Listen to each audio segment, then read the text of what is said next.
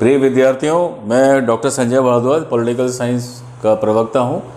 आज हम राष्ट्रीय शक्ति के अर्थ, तत्व एवं सीमाओं के पार्ट सेकेंड को पढ़ेंगे। कल हम लोगों ने राष्ट्रीय शक्ति की परिभाषाओं को पढ़ा था और उसके बाद हम उनके तत्वों की चर्चा कर रहे थे। किसी भी देश की राष्ट्रीय शक्ति तभी बढ़ती है जब उसमें ये तत्व अपनी भूमिका निभाते हैं। पॉजिटिवली अगर भूमिका निभाते हैं तो राष्ट्रीय शक्ति से राष्ट्र शक्तिशाली होता है, और कोई तत्व की कमजोरी होती है तो फिर वो राष्ट्र की शक्ति बढ़ने में बड़ी मुसीबत आती है। तो कल हम लोगों ने चार बातें पढ़ ली थी। भूगोल पढ़ा था, प्राकृतिक संसाधनों को पढ़ा, जनसंख्या को और तकनीकी बातों को। आज हम शुरुआत कर रहे हैं विचारधाराओं से। विचारधारा, राष्ट्रीय सच्चरित्र, राष्ट्रीय मनोबल, नेतृत्व, कूटनीति, औद्योगिक क्षमता और सैनिक तत्व। तो विचारधारा शब्द का प्रयोग दो भिन्न अर्थों में किया जाता है। पहले अर्थ में विचारधारा विचारों एवं विश्वासों का एक ऐसा समुच्चय है जो एक सुनिश्चित विश्व दृष्टि पर आधारित हो और अपने को अपने आप में पूर्ण मानती हो तथा विश्व की सारी वास्तविकता की व्याख्या करने का आधार प्रदान करने का दावा करती है। तो इस अर्थ में विचारधारा मनुष्य की प्रकृति के बारे में कुछ अभिग्रह लेकर चलती है। अब विचारधारा जो है राष्ट्रीय शक्ति का तत्व है। आज संपूर्ण अंतर्राष्ट्रीय राजनीति विचारधारा के आधार पर ही चलती है। आपको पता है, एक तरफ लोकतांत्रिक देश हैं और दूसरा गुट साम्यवादी है। तो विचारधारा राष्ट्र के लोगों को जोड़ने में एक सीमेंट की भूमिका निभाती है। मार्गेंथू कहते हैं, जो राष्ट्र विचारधाराओं को त्याग कर स्पष्ट रूप से कह दे कि वह शक्ति चाहता है और इसी कारण राष्ट्रों की महत्वाकांक्षा का विरोध करेगा, तो वह इस शक्ति संघर्ष में अपने को निश्चित रूप से बहुत ही अहितकर परिस्थितियों में पाएगा। राष्ट्रपति विल्सन ने कहा है कि प्रथम विश्व युद्ध लोकतंत्र और राष्ट्रीय आत्मनिर्णय जैसे उदार विचारधाराओं की रक्षा के लिए लड़ रहे थे। तो हिटलर जो था उसको सूझा कि राष्ट्रीय आत्मनिर्णय सिद्धांत अपनी राज्य विस्तार की नीतियों के आवरण के रूप में प्रयोग किया जा सकता है।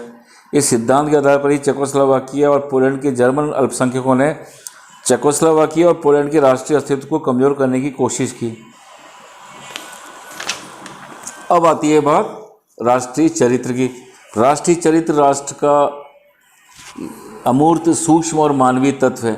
कोलरिज कहते हैं कि इतिहास इसका साक्ष्य है कि प्रत्येक देश के देशवासियों में कुछ सामान्य गुण अवगुण अवश्य पाए जाते हैं जिन्हें हम सामूहिक रूप से राष्ट्रीय चरित्र के नाम से मानते हैं। किसी भी देश की राष्ट्रीय शक्ति का मूल्यांकन करते हुए राष्ट्रीय चरित्र को भले ही वे कितना भी अमूर्त हो, ध्यान में रखना होगा कि राष्ट्रीय चरित्र के कारण जर्मनी तथा रूस सैनिकरण पर आधारित विदेश नीतियां सरलता से अपना लेते हैं, जबकि अमेरिका और ब्रिटेन ऐसा नहीं कर सकते, क्योंकि इन दोनों देशों की जनमानस मूलतः सैनिकरण के विरुद्ध है। भारत और चीन के साथ में भी यही स्थिति चल रही है। जर्मनी, रूस, जापान और इजराइल के राष्ट्रीय चरित्र ने शक्ति संघर्ष में अपने प्रारंभिक लाभ प्रदान कर रखा है, क्योंकि वे अपने शांति काल में राष्ट्रीय साधनों का एक बड़ा भाग युद्ध के यंत्रों में प्रयुक्त करते हैं। दूसरी तरफ ब्रिटिश, अमेरिकन और भारतीय जनता की उदासीनता विशेषकर राष्ट्रीय संकट के समय को छोड़कर विदेशी नीतियों को बहुत प्रभावित करती है।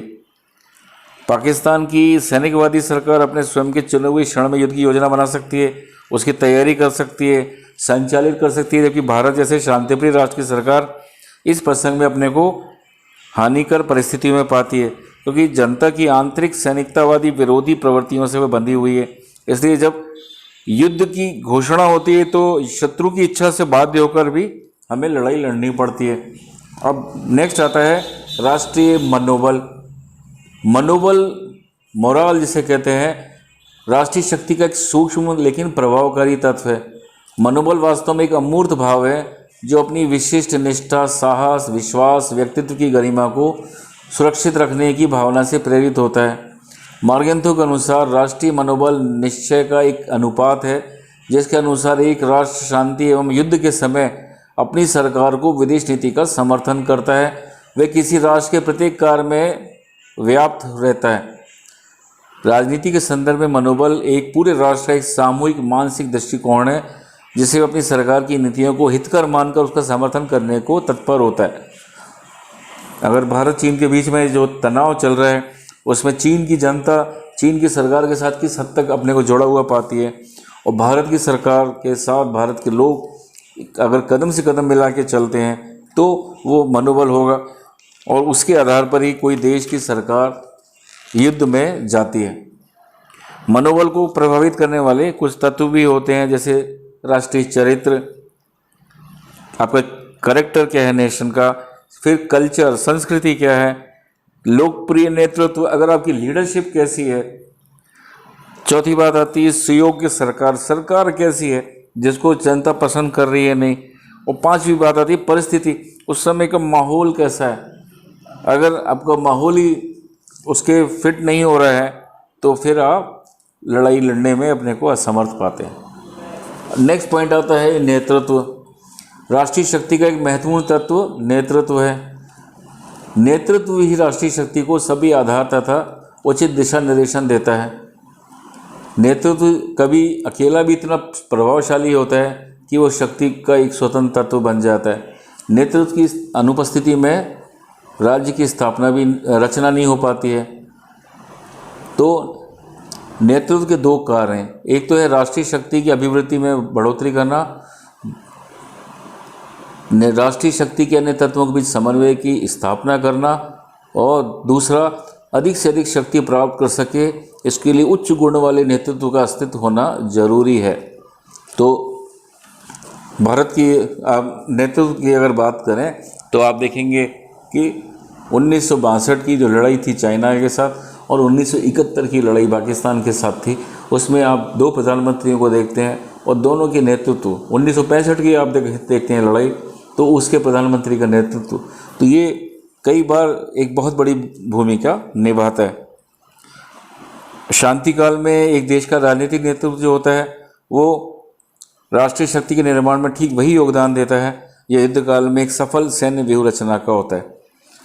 कूटनीतिक दृष्टि से अगर कोई राष्ट्र का महत्व लाना है तो नेतृत्व, किस देश की लीडरशिप जो है वो क्या काम कर रही है, वो उसकी बहुत बड़ी भूमिका होती है। अब नेक्स्ट बात आती है वो है कूटनीति।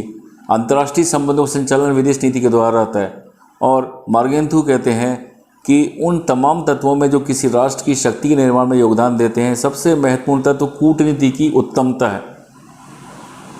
भले ही वे अस्थायी क्यों ना हो, अन्य सभी वे तत्व हैं जो राष्ट्रीय शक्ति को निश्चित करते हैं, लेकिन किसी देश के वैदेशिक मामलों का उनके कूटनीतिकों द्वारा संचालन करना राष्ट्रीय शक्ति के लिए शांति के समय उतना ही महत्वपूर्ण है जितना युद्ध के समय राष्ट्रीय शक्ति के लिए सैनिक नेतृत्व द्वारा चक्रव्यूह व दांवपेचों का संचालन। यदि मनोबल राष्ट्रीय शक्ति की आत्मा है तो कूटनीति उसका मस्तिष्क है। अगर निर्णय गलत है, निश्चय कमज़ोर है, तो भौगोलिक स्थिति के तमाम लाभ जो है वो कमजोरी में बदल जाते हैं।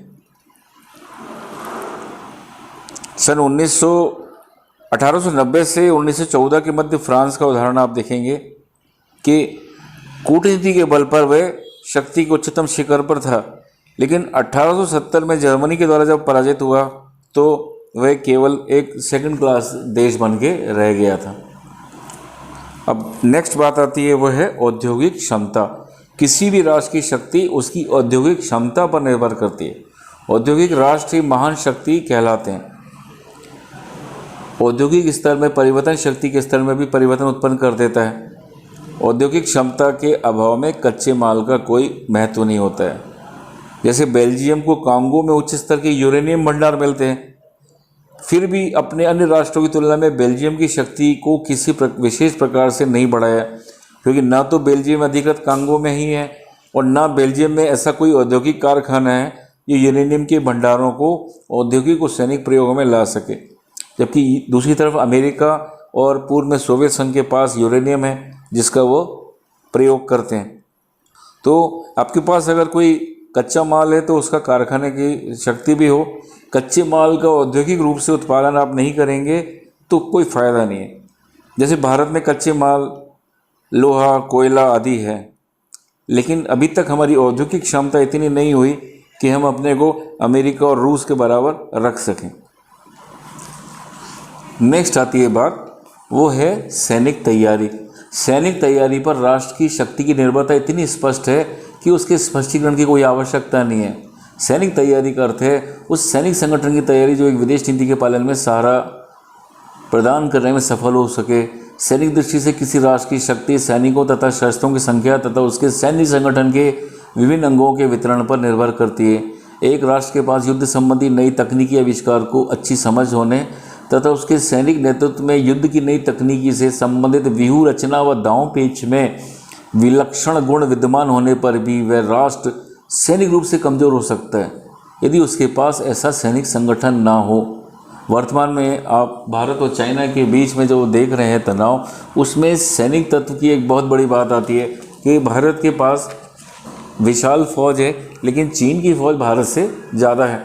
लेकिन भारत के जो हथियार हैं और भारत की सहायता करने के लिए कितने देश साथ में हैं, उनकी कितनी बड़ी शक्ति है, वो भी एक बहुत बड़ी भूमिका निभाती है। तो सैनिक शक्ति जो है, सैनिक तैयारी आपको दुश्मन के शक्ति को देखकर ही बढ़ानी घटानी पड़ती है। अगर आपकी सीमाओं पर शक्ति कमज़ोर है तो आप चीन जैसे विशाल देश को रोक नहीं सकते हैं। आपको चीन के बराबर आने के लिए ना चाहते हुए भी हथियारों की होड़ करनी होगी और साथ ही साथ मित्र राष्ट्रों का ऐसा गठबंधन बनाना पड़ेगा जो चीन से अगर कभी टकराव की स्थिति आती है तो आप उससे जल, थल, वायु, अंतरिक्ष सभी जगह पे उससे बराबरी की लड़ाई लड़ें। क्योंकि अगर एक शक्तिशाली, जब आप सैनिक रूप से मजबूत राष्ट्र बन जाएंगे तो चीन जैसा कोई भी आपसे ज़्यादा शक्तिशाली देश भी है, वो आपकी शक्ति को देखकर वो आपके साथ लड़ाई का दुस्साहस नहीं करेगा। तो ये हमारे राष्ट्रीय शक्ति के अर्थ, तत्व और सीमाएं थे जिन्हें आप लोगों ने समझा होगा। धन्यवाद।